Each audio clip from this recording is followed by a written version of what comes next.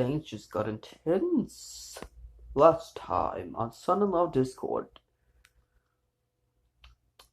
Mothball found out his mother was dying. What could this possibly mean? Would this mean for him and Screwball? Let's continue on. Chapter 4. Welcome home, Your Highness.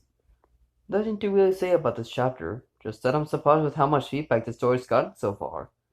Over 100 views and this hasn't been out for a week yet. Wow. As Spitfire would say, that's an Academy record! Mothball and Screwball were speechless. Neither of them sure how to respond. Mother's, the prince stammered. Die? Jeremiah nodded solemnly. But how? I mean, she's only 1003, Screwball muttered. It helps whenever you change the queen, Mantis explained. They have extended lifespans, but there comes a time when the power they've gained over their lifetime runs out. First, she loses her ability to reproduce, and then she eventually withers and... He choked on his words, unable to continue. That's why we need the prince back, said the lieutenant. Her Majesty only has a few days left. A week at most. We need someone to take her place.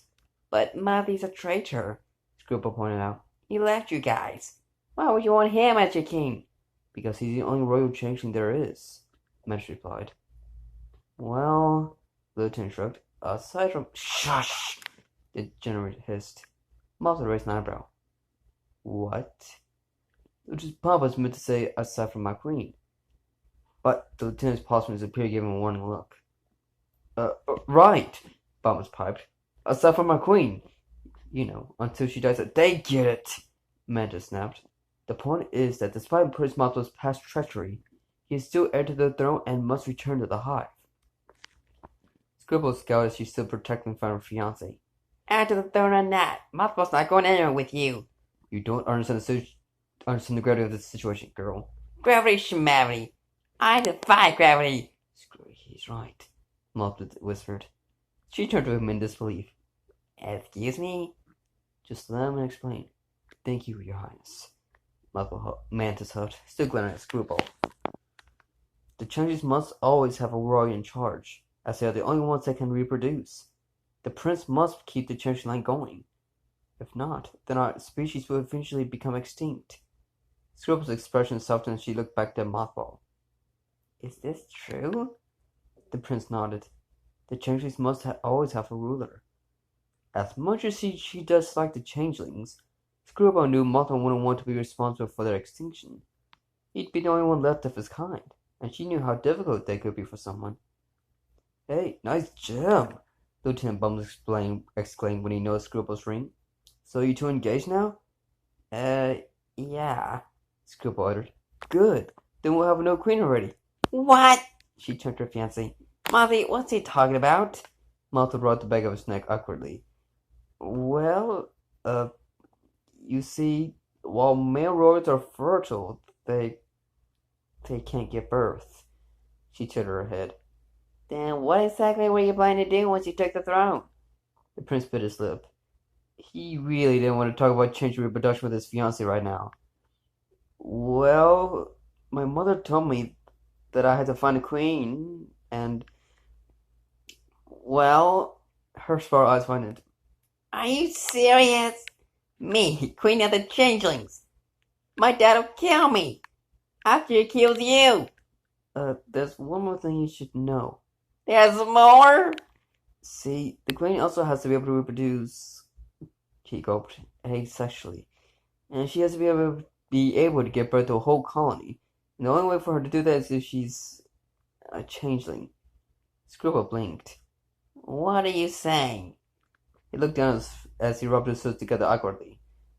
If you want to be my queen, you have to...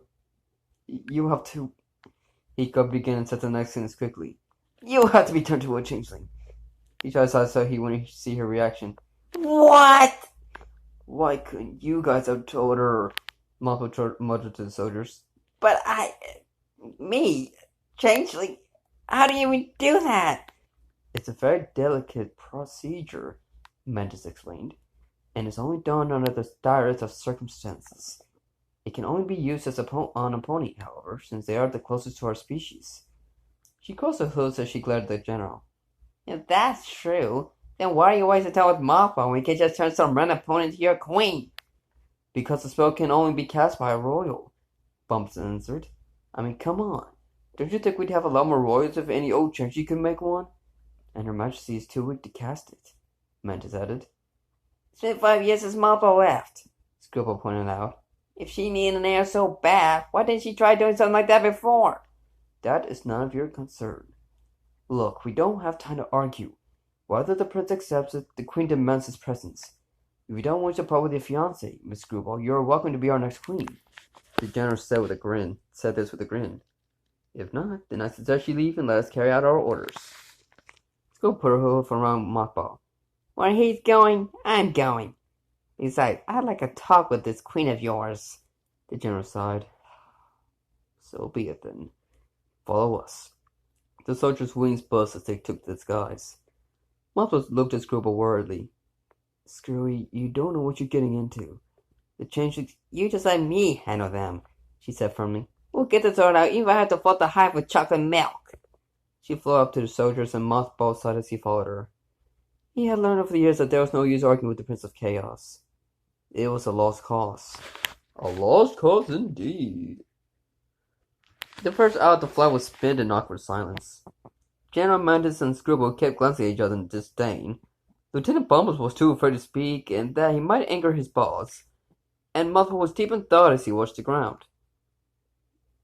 Eventually, the prince looked up at his fiancée and asked a question that had been plaguing him since the beginning of the journey. Hey,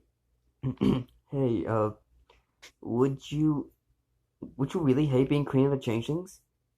Well, Screwball groaned, darting her eyes at Mantis. Black isn't exactly my color. Mothball spoke in a whisper. You think you'd be my queen? Her expression suddenly she turned to look at him. Oh, Mothy, I didn't mean like that. No, I get it. I wouldn't want that for you either. After all, I never really wanted to become king.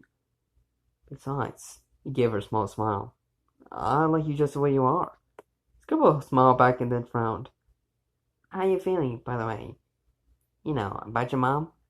He sighed and looked back down. I don't know. I mean, sure, she's not the best mom in the world, but she's still my mom. She nodded. I get that. I'd be upset with one of my parents. I mean, you saw what happened at the big battle.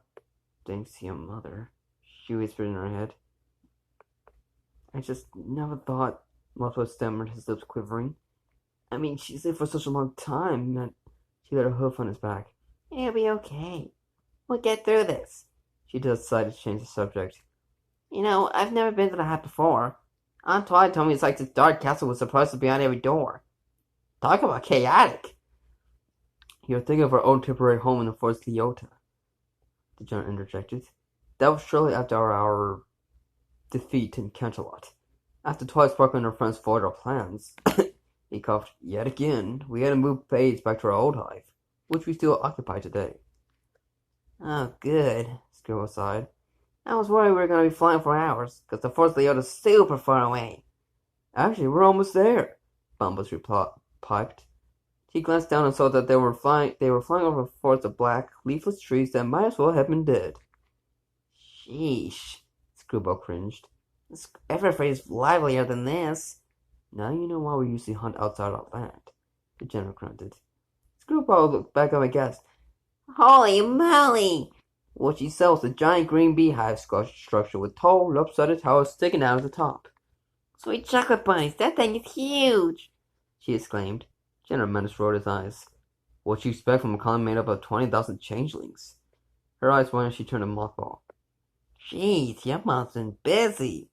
The entrance was guarded by 2 soldier changelings in green armor. At the sight of Mothball, they bowed their heads begrudgingly. Your Highness, they muttered. Mothball cringed nervously as he passed between them. When Scribble tried to follow, she was blocked by the guard spears. At ease, boys, the general ordered. She's with us. He grunted. Unfortunately. The soldiers groaned as he placed their weapons in their upright positions. Think they remember me? Scribble whispered to her fiancé. The guards hissed as she went past.